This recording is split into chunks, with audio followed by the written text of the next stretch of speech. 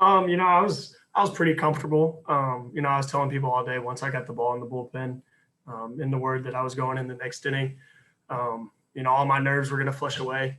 Um, I was nervous there for a while. The past 2 days hasn't been much sleep, hasn't been much eating. I'm a little bit of a anxiety um, king over here, but once I got the ball, it was a lot of fun. Up next, we'll go to Tyler Horka. Yeah, Landon, that was obviously the first home run you've given up all season. And like Steve said, in a 4-run or a 4-inning outing, it came kind of early in that you get quite a few outs after that to secure the win.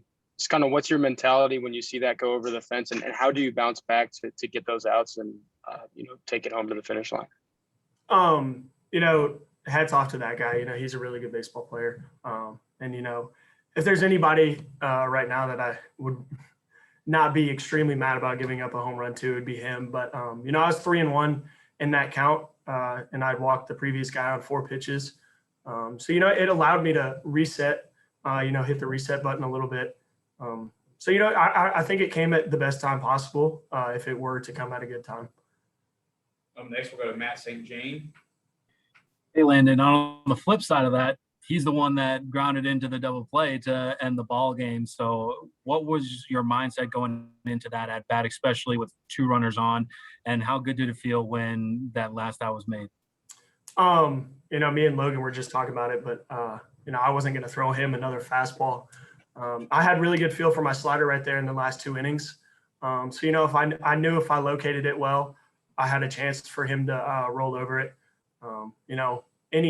Any out right there was big, but that double play was huge, and it sent us on our way to Omaha. Let's go back to Steve. And it's pretty clear Notre Dame came to swing the bats. I mean, they didn't take a lot of pitches, and they were very aggressive. I mean, do you feel like in some ways that kind of plays into your hands a little bit when you have some guys that maybe are a little bit overly aggressive and you can kind of get that fastball? But how would you just kind of describe attacking those guys when they're such free swingers? It makes you attack them even more because they can hit the ball so well. So, you don't want to put anybody on base. They're extremely disciplined too. They spit on good pitches a lot of the time. Every mistake we threw this weekend, it seems like they, either hit a hard line drive in the gap or found a way to get it over the fence. Up next, we'll go to Courtney Robb. Yeah, for a guy who calls himself a anxious king, I'm sure I can speak for everyone when I say you can't really tell it when you're out there on the bump. How do you stay so collected when you're actually in that big of a moment? The moment, it's big, but it's the same game I've been playing since I was 3 years old. That's never going to change.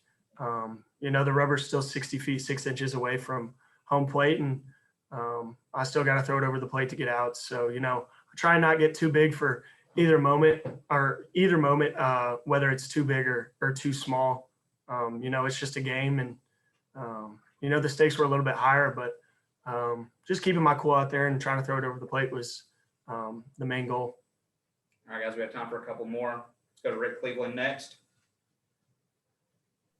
Yeah, Landon, you said Saturday night that if you teed one up, that Cavadas would hit it 450 feet.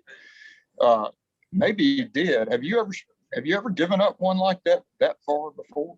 None off the top of my head.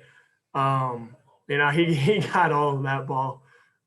You just got to tip your hat and throw the next pitch. But no, I don't think I've ever given up a home run that far. All right, I'm going with Joel Coleman.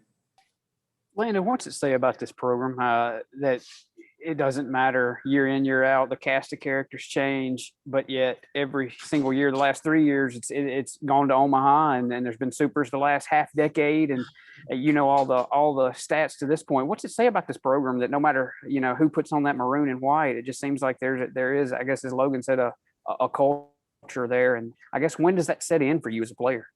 It's a standard here. As soon as you put pen to paper, that you're coming to play baseball at Mississippi State, to get here and in this situation, it's the standard.